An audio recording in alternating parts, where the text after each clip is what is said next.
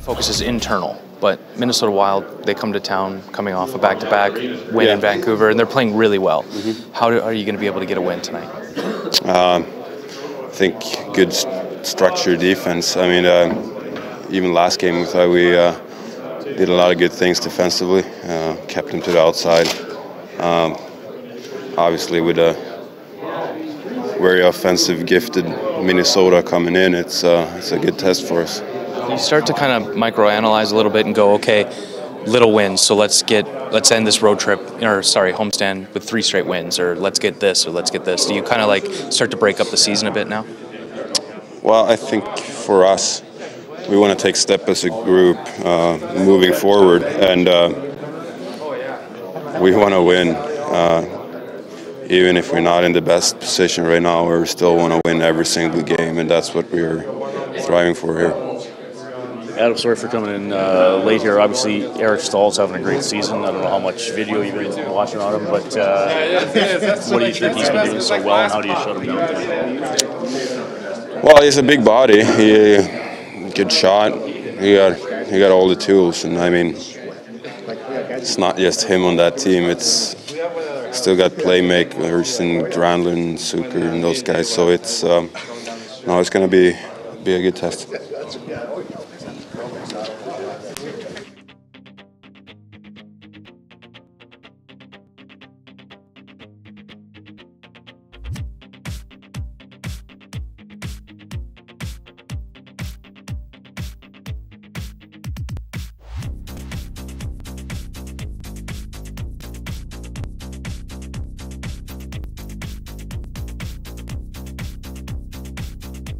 Finishing up this homestand here, successfully, things a little bit better at home, and maybe just better overall with the success. Yeah, it's you look for positives, especially around this time of year, and we've been resilient. We've even when we're in tough spots, we're finding ways to get back in games or win games, and we've really been just out there playing hard and having good habits, and it needs to continue, especially in these last 15 or so games. There's Eric Stahl on their team, he's got 37 goals, and they're a team fighting for a playoff spot. I just wonder maybe a little bit about him and a team that you know is going to be motivated tonight, like Minnesota. Yeah, obviously when we know what it's like to be in that position. We were in that position last year, and every game is ramped up for every game. So for us, it's going to be important to match their intensity and come out with a good start. Obviously, Eric Staal's having a great year, and he just with his size and his strength, his experience, he finds ways to beat you. So it's going to be a tough matchup tonight, and I think we're all looking forward to the challenge. Connor's sitting at 30 on goals, I think, pushing through his total last year. He said coming into this year he wanted to push, his goal scoring totals a little bit. What have you noticed in him kind of developing as a goal scorer this year? I think a lot you see him score a lot of goals around the net. His ability to change the angle close to the net. I think especially as of late, he's shooting the puck more. I think he had something like 9 shots last game. So anytime he's always gonna have a lot of offensive opportunities, and he seems to be firing the puck and just creating more for himself. And he's a special player. I think it's not a question. He's always out there pushing himself to be better, and it's fun to watch.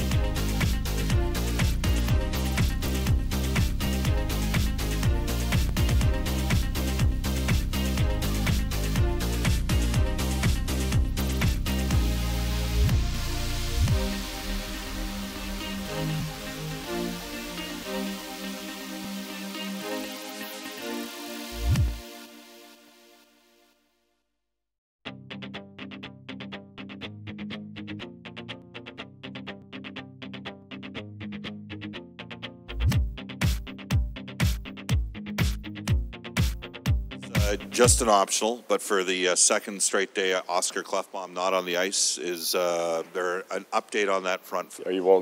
Oscar won't play tonight, and nor will he play. At least the plan is for him not to play against or in Calgary. So he's likely out for the next 2 games. He had a minor procedure, a small one done. That's going to keep him out for a couple games. Maybe.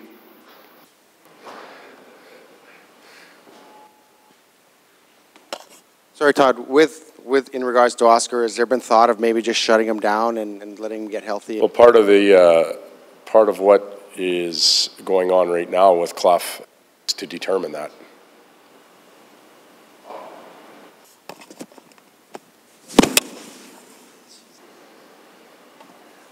Ethan Bear's game, you still like what you see?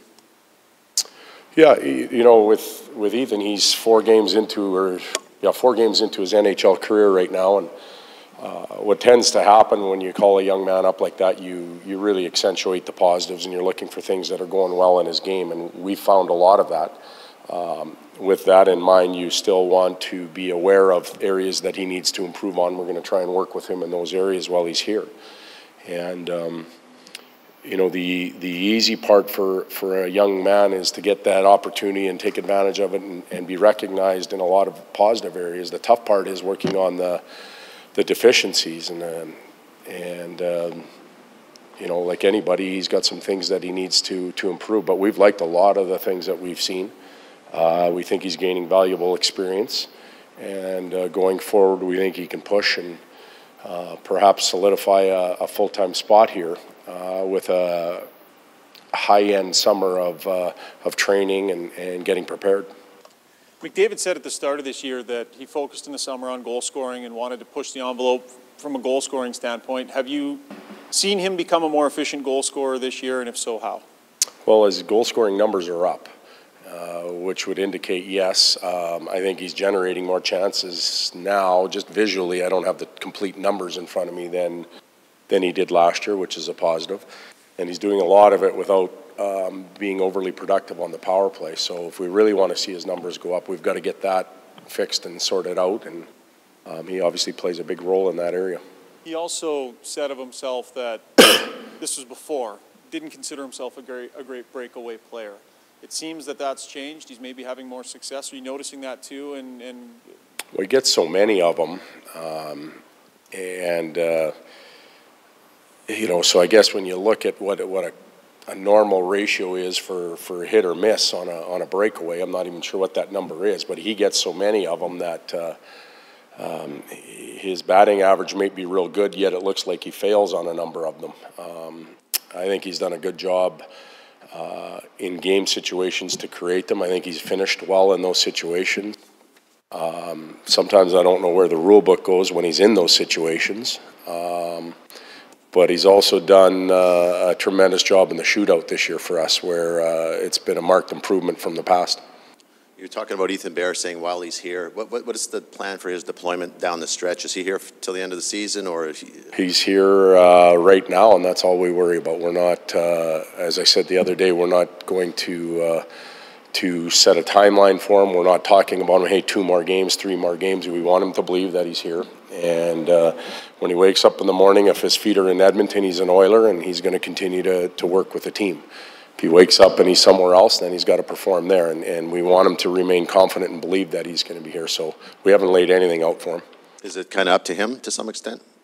Yeah, somewhat. You know, he has to be able to play. He has to be able to improve. If he's doing those things, then we'll continue to look at him. You got a pretty desperate team coming in here in the Wild, and that 8 points are trying to hold off onto that playoff spot. So what are some of the challenges for you guys tonight? Well, they're not only desperate, but they're a very good team. They're one of the best teams in the league since Christmas. I think they're 8-2 in their last 10. They've scored a ton of goals. Their special teams are clicking. It'll be a tough task for us tonight to play against this team. Their back end is producing at a very high rate. They're one of the top producing offensive teams from the blue line right now in the league, and you know, they get good goaltending, so they're well-rounded. They get everything, and you know, throw in the fact that they are desperate, but so should we be. You mentioned about Bear. Is the hard part with him the defensive part? When I talk to him, he says, head on a swivel. There's so many people coming from behind me, and where you see it in the American League, but the players aren't as good at it as they are here. Well, the best players play in the best league, and that's the NHL. And you know, perhaps the difference between here and there is that Connor McDavid and Sidney Crosby and Austin Matthews and you know, Stahl will play tonight. Those guys are very gifted, very skilled, and they have they've gone through the league numerous times. They've learned the tricks of the trade. Where Ethan, as a young player, he's working on his position and all that type of stuff. He's learning a few of the tricks of the trade, timing, and you know, finding these good players find holes at the right times. They just don't skate for the sake of skating. They're efficient, and he's learning all of that like any young rookie would. Todd, heading down the stretch here, is there a balance where you guys as a coaching staff would like to see younger players get put in different situations, kind of an evaluation thing, and you're still trying to win every game that you play? Like, is there kind of a fine balance there? Let's flip the and around. We're trying to win every game first. Then we'll look at doing some of those things on an earned basis. I've said this numerous times. We have a agenda or list. We have some players. It's not just about getting Ethan Bear ice time. It's about getting Milan Lucic confident and playing the way he can. Andre Sekera, we're talking about guys that have played in the league for a long time that only have 1 month of hockey left, and we want them heading into the summer as confident as they can and feeling better about their games. Not just those two, but a number of guys. Clef would be another one. Feeling better about their games than they have maybe at some point during the season. So I understand the, hey, why don't we call up those two guys and put them on the first power play and let's see what happens. It doesn't, in my opinion, it just doesn't work that way. You earn that opportunity, and we have to make sure that some other players leave the season in the right frame of mind.